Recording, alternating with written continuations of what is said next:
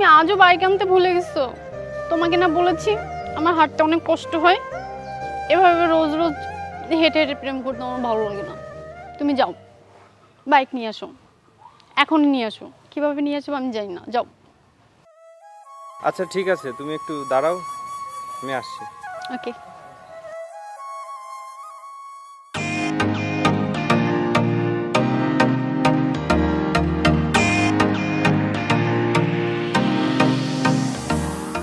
ভাই, আরে দীপ্ত ভাই আমার একটা জরুরি কাজে অনেক দূরে যেতে হবে, তোর বাইকটা একটু দিতে পারবি? আরে তুই আমার বন্ধু না, এভাবে বলার কি আছে বল। তুই আমাকে, তোর বাইক লাগবে তুই বাইক নিয়ে যা, ধর চাবি ধর।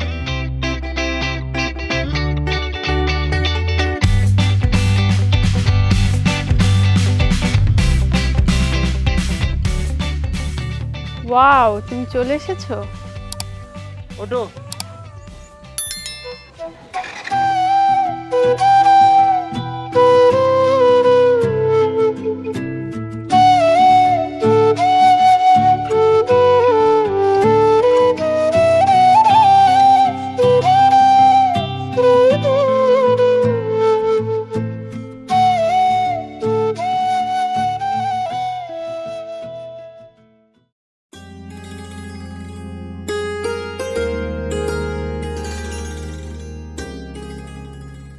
বাইক কোথায় তোমার? মানে বাইকটা সার্ভিসিং এ দিয়ে এসেছি। তার মানে আজও হেঁটে যেতে হবে? দু একদিন হেঁটে গেলে কি হয়? না, আমি হাঁটতে পারবো না। তুমি বাইক নিয়ে আসো, তারপর ঘুরতে যাবো তোমার সাথে, যাও। আমি ওকে কিভাবে বোঝাই? আমার কাছে বাইক তো দূরের কথা, একটা সাইকেল পর্যন্ত কেনার ক্ষমতা নেই। আমি প্রতিদিন কিভাবে বাইক ম্যানেজ করব? কি ভাবতেছো? কিছু না। আচ্ছা তুমি একটু দাঁড়াও, আমি বাইক নিয়ে আসছি। ওকে, তাড়াতাড়ি আসবা।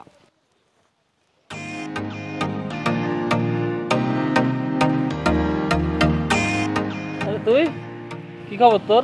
ভাই, আমার মা খুব অসুস্থ, হাসপাতালে নিয়ে যেতে হবে, কিন্তু 1 ঘন্টার ভিতরে হাসপাতাল বন্ধ হয়ে যাবে।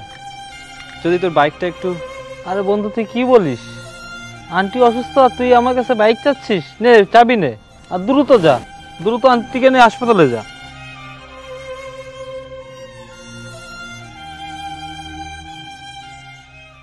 সাদ, তোর বাইকটা কেন বারবার চাইতে আসে?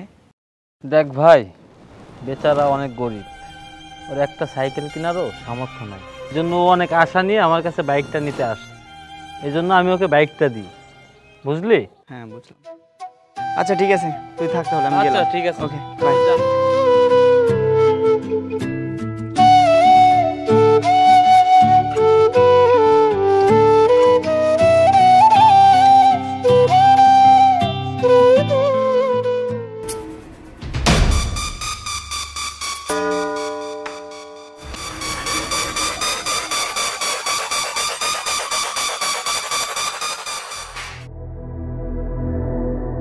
দেখ ভাই, দীপ্ত দেখবি আজও তোর বাইক নিতে আসবে। কি বলছিস তুই? আর তুই কিভাবে জানলি? একটু অপেক্ষা কর, দেখতেই পারবি। ভাই, বাইক লাগবে তাই না? হ্যাঁ, কিন্তু তুই কিভাবে জানলি? ব্যাস এমনিতেই জানলাম। নে চাবি নে। ভাই, অনেক দূরের পথ, ঠান্ডা লাগে, জ্যাকেটটা একটু দিবি? আরে কি বলিস, জ্যাকেটই তো নিবি, নে নিয়ে যা।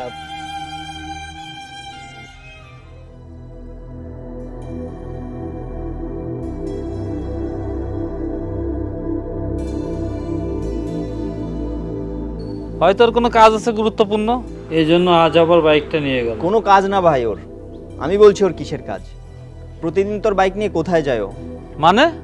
মানে তোর এই গরিব বন্ধু মেয়ে নিয়ে ঘুরতে যায়, তোর এই বাইক নিয়ে। এটা কি বলছিস তুই? চল আমি তোকে দেখাবো, নিজের চোখেই দেখবি।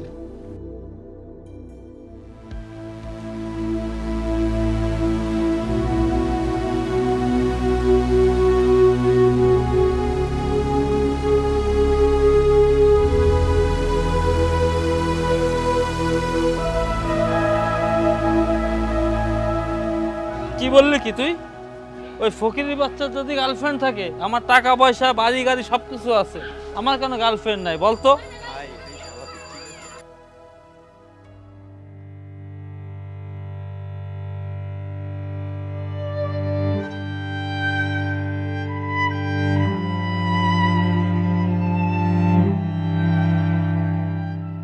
কিরা দীপ্ত, নাম বাইক থেকে নাম। আরে অসভ্যর মতো ব্যবহার করছেন কেন? আর আমাদের বাইকের চাবিটাই বা কেন নিছেন? চাবিটা দিয়ে দেন। আরে ম্যাডাম, এটা তোমাদের গাড়ি, এর কোনো ক্ষমতা আছে বাইক কেনার? কি বলছেন আপনি? এই ফকিরের কাছে একটা সাইকেলও নাই, ও বাইক পাবে কোথায়? আর ও যেটা পরে আছে না, এটাও আমার। কি বলতেছে এই ছেলেটা? বিশ্বাস হচ্ছে না? তাহলে ওর কাছে জিজ্ঞেস করে দেখুন। ভাই, ব্যাপারটা নিয়ে আমরা পরে কথা বলি। দীপ্ত, উনি যেটা বলতেছে এটা সত্য? আমি তোমাকে কিছু জিজ্ঞাসা করছি, উনি যেটা বলছে এটা কি সত্য? হ্যাঁ, ও যেটা বলেছে এটা সত্য। ও প্রতিদিন মিথ্যা বলে আমার কাছ থেকে বাইক নিয়ে যেত। শুধু বাইক না, ও প্রতিদিন মিথ্যা বলে আমার কাছ থেকে টাকাও নিয়ে যেত। আমি আগে যদি জানতাম তুমি এতটাই গরিব, তাহলে কখনোই তোমার সাথে সম্পর্কে জড়াতাম না। তুমি এতটাই গরিব, তাহলে ধনী সেজে এতদিন আমার সাথে নাটক করলে কেন? আসলে আমার সাথে তোমার যায় না। কেন করলে তুমি এটা আমার সাথে? বলো, কেন করলে? তোমার জন্য, শুধু তোমারই জন্য। তোমার চাহিদা পূরণের জন্য আমি এসব করলাম। আমি গরিব, আর এটা জেনে তুমি যদি আমাকে ছেড়ে চলে যাও, সেই ভয়ে আমি তোমাকে মিথ্যা বলেছিলাম। যদি ভালোবাসার কথা বলো, তাহলে যাদের কাছে গাড়ি বাড়ি টাকা পয়সা আছে, ভালোবাসার অধিকার কি শুধু তাদেরই? আমি গরিব বলে কি আমার ভালোবাসার কোনো অধিকারই নেই? না, অধিকার নেই। তুমি কেন এমন হলে, খুব সহজে বদলে গেলে।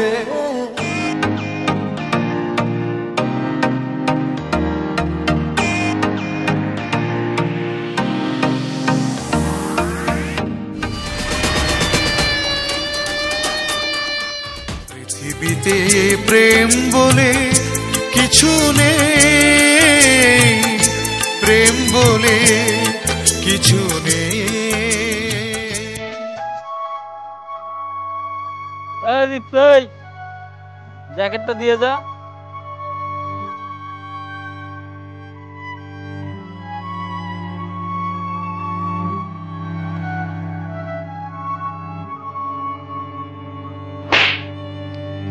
ছোট লোক ফকিরের বাচ্চা, যাই দিকে যা।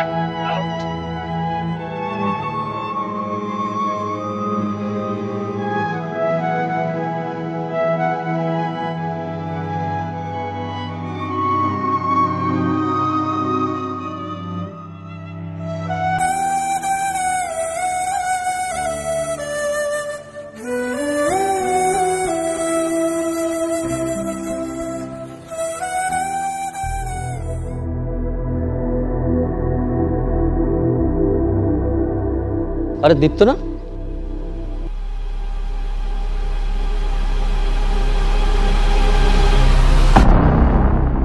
মরতে দে আমাকে। কেন বাঁচালে আমাকে? কেন, এমন কি হয়েছে যে তোকে মরতে হবে? আমি মুক্তি চাই এমন জীবন থেকে যেখানে সবাই টাকার কাঙ্গাল। এখানে যার কাছে টাকা নেই তার কোনো মূল্যই নেই। বেঈমান দুনিয়ার স্বার্থপর মানুষগুলো।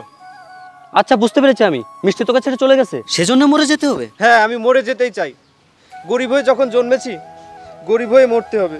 কি লাভ এই জীবন রেখে যেখানে ভালোবাসা নেই? গরিব হয়ে জন্মানোটা স্বাভাবিক, কিন্তু গরিব হয়ে মরাটা পাপ। তোর কি মনে হয় তুই মরে গেলে ওই মেয়েটার কিছু আসে যাবে? তুই মরে গেলে তোর জন্য এক ফোঁটা চোখের জল ফেলবে? আমরা বেঁচে থেকে প্রতিশোধ নিতে পারি, মরে গেলেই সব শেষ। ভাই, তাহলে আমি কি করব? না আমার কাছে টাকা আছে, না অন্য কিছু। দেখ, আমরা তো কয়েকজন মিলে মাছের ঘের করি। তুই আমাদের সাথে যোগ দে। তুই আমাদের সাথে যোগ দিলে আমরা ওইটা আরো বড় পরিসরে করতে পারবো। 10 মিলে করি কাজ, হারে জিতি নাই লাজ। শোন, যদি তুই পরিশ্রম করিস তাহলে অবশ্যই তুই সফল হতে পারবি। হ্যাঁ।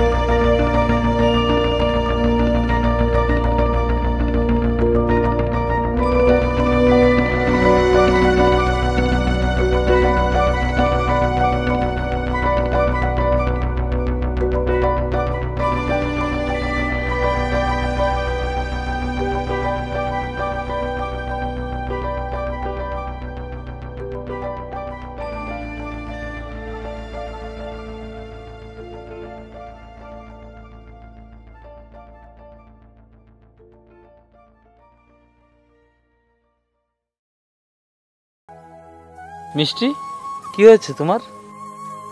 কাল দুপুর 12টার ভিতরে 1 লাখ টাকা হসপিটালে জমা না দিলে মায়ের অপারেশন হবে না। তুমি কিছু করো আমার জন্য প্লিজ। পাগল নাকি তুমি? 1 লাখ টাকা আমি এখন কোথায় পাবো? প্লিজ তুমি কিছু করো সাদ, একমাত্র তুমিই পারবা আমাকে হেল্প করতে। টাকা কি হাতের মুয়া, চাইলেই পাওয়া যায়? আমার এখন কাজ আছে, আমি গেলাম। সাদ প্লিজ, সাদ।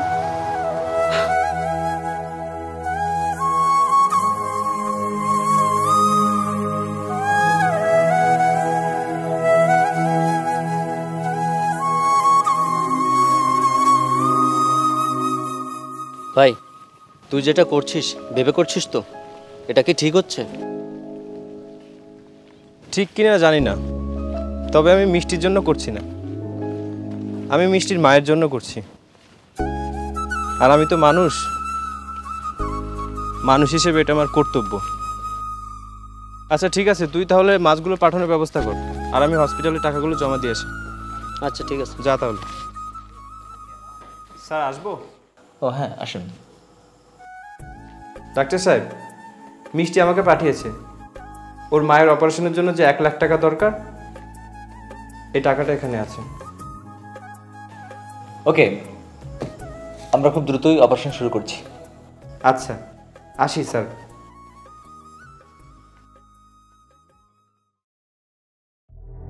এতগুলো টাকা আমি কোত্থেকে ম্যানেজ করবো এখন?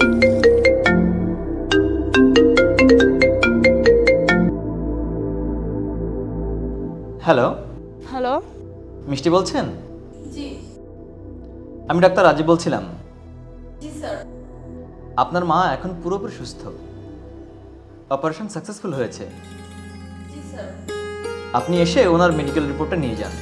আমি এখনই আসছি। স্যার আসবো? ও হ্যাঁ, আসুন। স্যার আন্টি এখন কেমন আছেন? উনি এখন পুরোপুরি সুস্থ, অপারেশন সাকসেসফুল হয়েছে। ধন্যবাদ আপনাকে, অসংখ্য ধন্যবাদ। স্যার আসবো? ও হ্যাঁ, আসুন।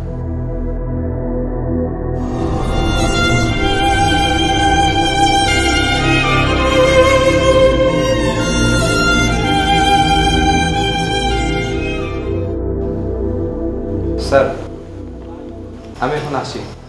আচ্ছা আসুন, বসুন। এই নিন আপনার মায়ের হেলথ রিপোর্ট।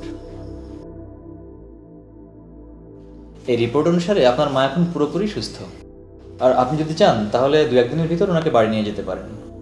কিন্তু ডক্টর সাহেব, অপারেশন করার জন্য তো 1 লাখ টাকার দরকার ছিল, তাহলে কি আপনি টাকা ছাড়াই আমার মায়ের অপারেশন করেছেন? কি বলছেন আপনি? আপনি তো টাকাটা আমাদের কাছে পাঠালেন।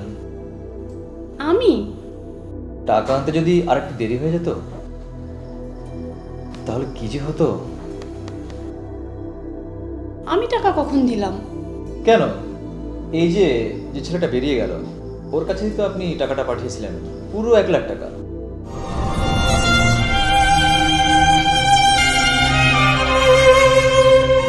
ওকে ডাক্তার সাহেব, আমি আসি।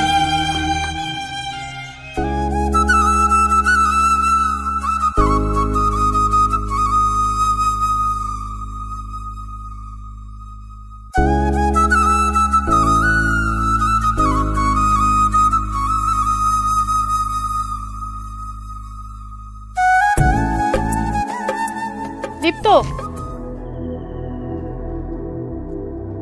আমার এত বড় উপকার করে আমাকে ছেড়ে কোথায় যাচ্ছ তুমি? উপকার? কিসের উপকার? সবকিছু জেনেও না জানার ভান করছো কেন তুমি? ডাক্তার সাহেব আমাকে সব বলেছে। আসলে আমি যে অন্যায় করেছি তোমার সাথে, তা জেনেও তুমি আমার এত বড় উপকার করলে। আমি এতটাই খারাপ যে তোমার ভালোবাসা আমি বুঝতে পারিনি। একজন ভালো মানুষের ব্যাপারে আমার ধারণা কতটা খারাপ ছিল। আমি আসলেই তোমার ভালোবাসার যোগ্য না। প্লিজ তুমি আমাকে ক্ষমা করে দাও।